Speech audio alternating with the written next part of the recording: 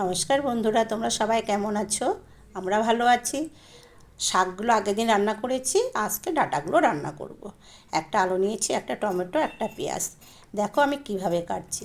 শাকের যে গোড়াটা আছে না, সাদা অংশটা, সেটা যে শিকড়গুলো থাকে, সেটা বটির সাহায্যে আমি এইভাবে আঁচড়িয়ে নিয়ে সব শিকড়গুলো ফেলে দেব।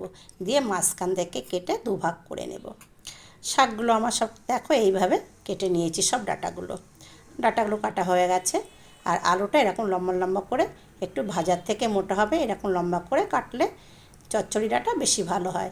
পেঁয়াজটাও লম্বা করে কেটে নিয়েছি, আর টমেটোটাও এরকম লম্বা করে কেটে নিয়েছি। লঙ্কাটা ছিঁড়ে নিলাম, চিনে ভালো করে এগুলো ধুয়ে নিলাম। ধুয়ে নিয়ে এবার কড়াইতে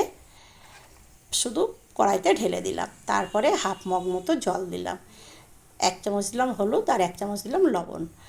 আর এখানে আমি 3 চামচ মতো সর্ষে পোস্ত বাটা সেটা দিলাম।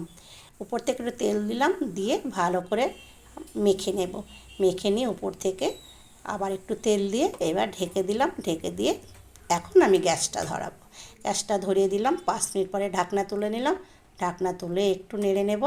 নেড়ে নিয়ে তারপরে এটা একটু আবারও ঢেকে রাখবো। 5 মিনিট পরে ঢাকনা তুলে দিলাম। তরকারিটা আমার প্রায় হয়ে এসছে। সামান্য চিনি দিলাম, তোমরা তোমাদের পরিমাণ মতো চিনি দেবে। উপর থেকে একটু কাঁচা সর্ষের তেল দিলাম, দিয়ে ভালো করে নাড়াচাড়া করে নিয়ে এবার ঢেকে দেবো। আবার এর মধ্যে কিন্তু চুনো মাছ বা চিংড়ি মাছ দিলেও খুব ভালো লাগে। নামানোর আগে একটু ধনেপাতা দিলেও ভালো লাগে, বা তোমরা অন্য কোনো সবজি দিয়েও রান্না করতে পারো। রান্নাটা আমার হয়ে গেছে, নামিয়ে নিয়েছি। এরকম ঠিক কষা কষা হবে। এটা গরম ভাতের সাথে খেতে খুব ভালো লাগবে। রান্নাটা কিন্তু খুব টেস্টি হয়েছিল বন্ধুরা। আমি তো আজকে এই দিয়ে বেশি ভাতটা খেয়ে নেব। টাটা।